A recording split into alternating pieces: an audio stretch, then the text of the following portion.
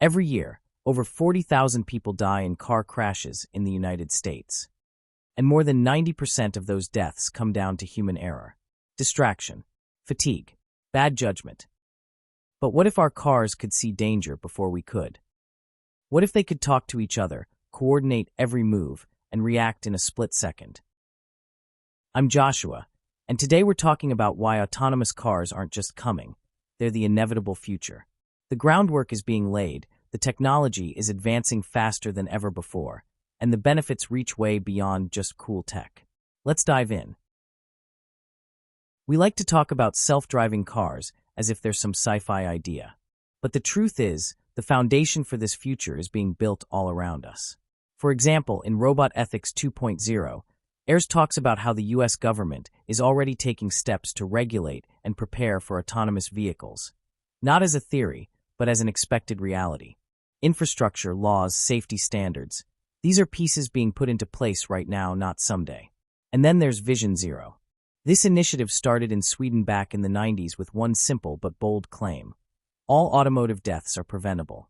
Cities across the world, including many here in the U.S., are adopting that mindset. And autonomous vehicles fit directly into that goal. When governments, engineers, and transportation safety programs all start preparing for the same future, it usually means the shift has already begun. Now let's talk tech, because this is where things get exciting. Kat Dow from Top Gear breaks down the 6 levels of vehicle autonomy, from level 0, no automation at all, to level 5, a car that drives itself everywhere under any condition. Right now, people like to think Tesla is leading the pack, but the truth is different. Even Tesla, with all its hype, is still level 2, meaning the driver must stay fully attentive. The marketing is ahead of the engineering. But meanwhile, Mercedes, without the publicity, became the first automaker approved for level 3 autonomy in Nevada. That means the car can drive itself under specific conditions without constant driver supervision. California is expected to approve it next. Thank you, Colin Woodard from Jalopnik. When one automaker breaks that barrier, the rest follow fast. Manufacturers across the industry, from startups to giants, are racing to hit the next level. This isn't the beginning of a revolution. This is the revolution. So why does all this matter? Because autonomous cars are about more than convenience. They can reshape transportation. Cars that communicate with each other can anticipate collisions and stop before impact. They can coordinate speeds, merge smoothly, and reduce the stop-and-go traffic that makes driving such a daily frustration. And here's the important part, they're built to do this.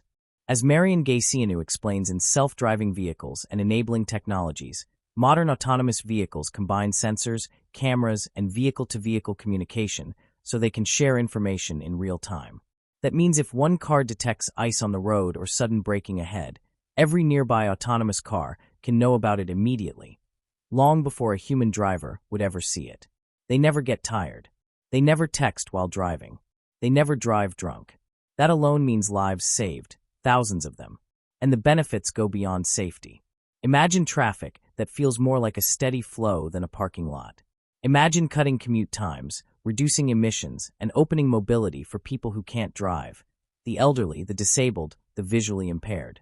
There's even some fun research out there suggesting that the logic behind Mario Kart, yes, the video game, could help train autonomous systems to react better in unpredictable situations. Ron King from Jalopnik talks about how gaming data can actually help teach cars how to think under pressure. The benefits aren't just theoretical. They're already being tested in real time. Now, of course, not everyone is ready to hand over the wheel. And honestly, that's fair. People worry about software glitches, sensor errors, cybersecurity risks, and those tricky ethical questions like who's responsible in a crash. These are real concerns, and they show up throughout Robot Ethics 2.0. But here's the thing. These challenges aren't reasons to stop the development. They're reasons to improve it. Because even with the flaws that current autonomous systems have, they're on track to outperform human drivers.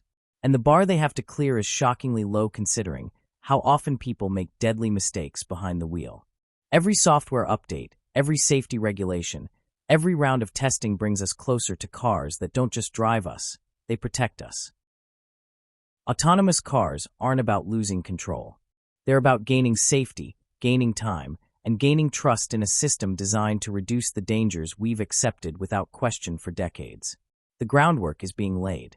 The technology is accelerating, and the benefits are too big to ignore. So the real question isn't if autonomous cars are coming, it's how soon we'll let them make our roads safer. And if your car could save a life, maybe even your own, would you trust it to drive?